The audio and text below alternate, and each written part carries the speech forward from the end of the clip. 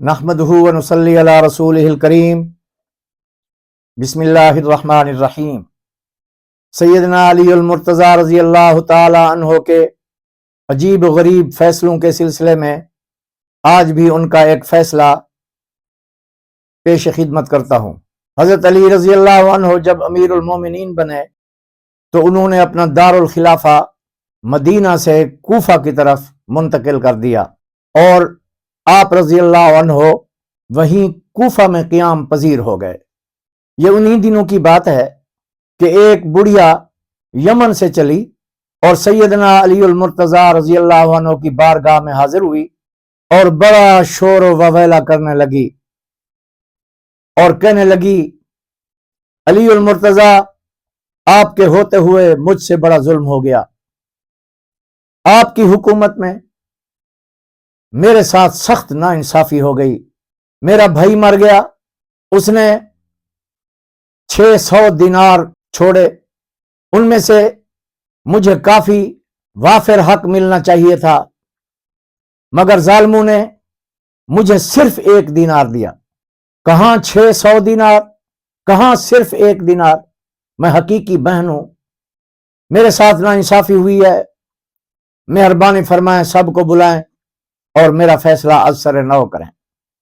سیدنا علی المرتضیٰ نے فرمایا، اماں، میں نے تو جو یمن کا گورنر بنا رکھا ہے وہ اللہ سے ڈرنے والا ہے، میں نے تو ایک انصاف پسند آدمی کو وہاں مقرر کیا ہوا ہے، اس کے ہوتے ہوئے آپ سے ناانصافی تو نہیں ہونی چاہیے، یہ کیا ماجرا ہے؟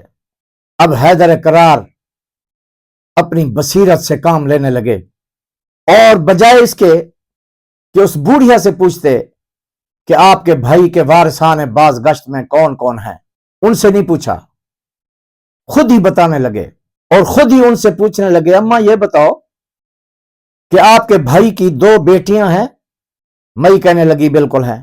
اچھا یہ بتاؤ آپ کے بھائی کی والدہ بھی زندہ ہے؟ اماں کہنے لگی والدہ بھی حیات ہے۔ اچھا اس کی بیوہ بھی ہے؟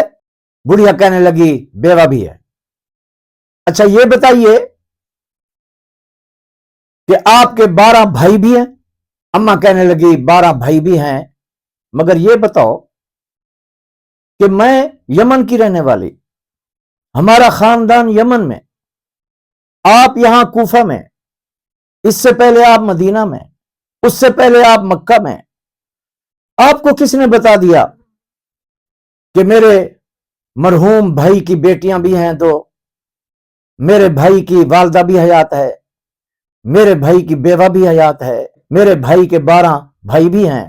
یہ سب کس نے بتا دیا آپ کو؟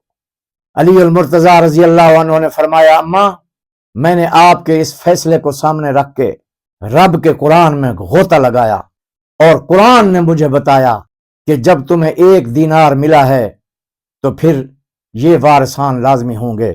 یہاں سے میں سمجھا ہوں صورتحال یہ ہے کہ 2 بیٹیاں ہیں، آپ بتا رہی ہو کہ 2 بیٹیاں ہیں میرے بھائی کی، قرآن کہتا ہے 1 بیٹی 1/3 لے گی، 600 دینار میں سے 1/3 200 دینار ایک بیٹی لے گئی، 200 دینار دوسری بیٹی لے گئی، 400 دینار تو سیدھا سیدھا آپ کی بھتیجیاں لے گئیں، پھر بچا 200 دینار۔ آپ بتا رہی ہیں کہ والدہ بھی زندہ ہے، والدہ لیتی ہے 6واں حصہ، 600 دینار میں سے 6واں حصہ 100 ہو گیا، 400 بیٹیاں لے گئیں، 100 والدہ لے گئی، 500 چلا گیا۔ پھر آپ بتا رہی ہیں کہ مرحوم کی بیوہ بھی زندہ ہے، بیوہ لیتی ہے 8واں حصہ، 600 دینار میں سے 8واں حصہ 75 دینار بنتے ہیں، 75 دینار تو لے گئی بیوہ، یہ ہو گئے 575 دینار۔ اب صرف 25 دینار بقایا بچ گئے۔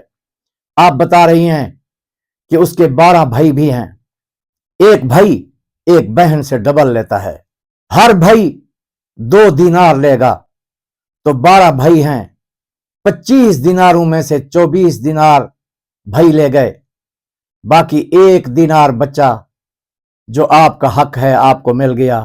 اماں، علی المرتضیٰ کے ہوتے ہوئے علی المرتضیٰ کے ملک میں کبھی نا انصافی نہیں ہو سکتی. آپ کا ایک ہی دینار بچ سکتا ہے. جہاں بھی آپ چلی جائیں یہی ایک دینار بچے گا. آپ کا حق اتنا ہے. وما علینا الا البلاغ.